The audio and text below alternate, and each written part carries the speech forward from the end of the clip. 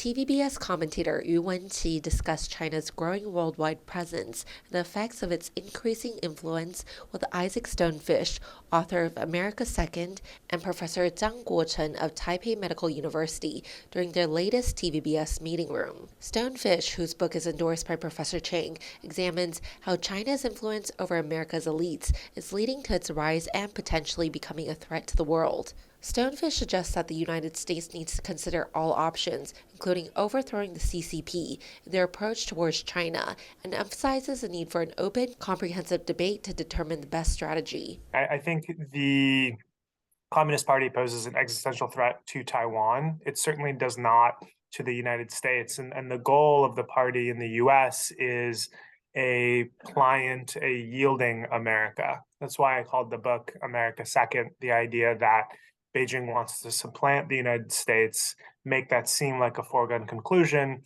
and do it in such a way where America thinks, well, this is how the national order should be.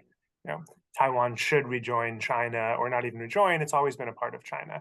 And how do we make that idea popular in the American intellectual bloodstream? And the strategy that the US is most likely to take, at least publicly, is how do we reduce the influence of the Communist Party globally? How do we work to contain China? The influence from China is more important than any countries. Yeah, because China is Taiwan's the biggest trade partner, and Taiwan is one of the few economies in the world that have a trade surplus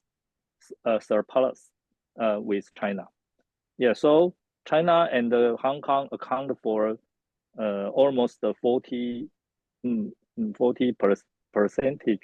of Taiwan's exports. Therefore, there are many people lobby for China every day. Yeah, in Taiwan. Yeah, because they regard more cooperation with China as their core interests. The United States is in a very, very difficult situation because I do really feel we are getting closer and closer to war with China, likely over Taiwan, but also possibly over Japan or Korea or the Philippines or Vietnam or India even.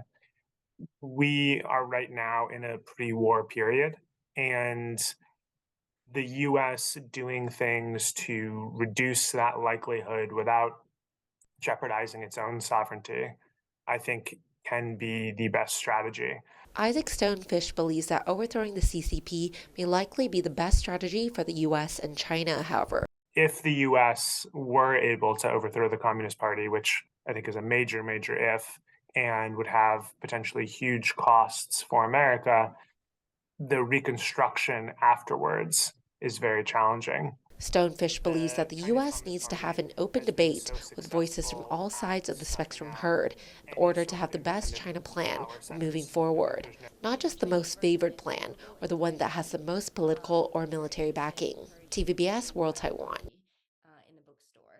And thank you for watching.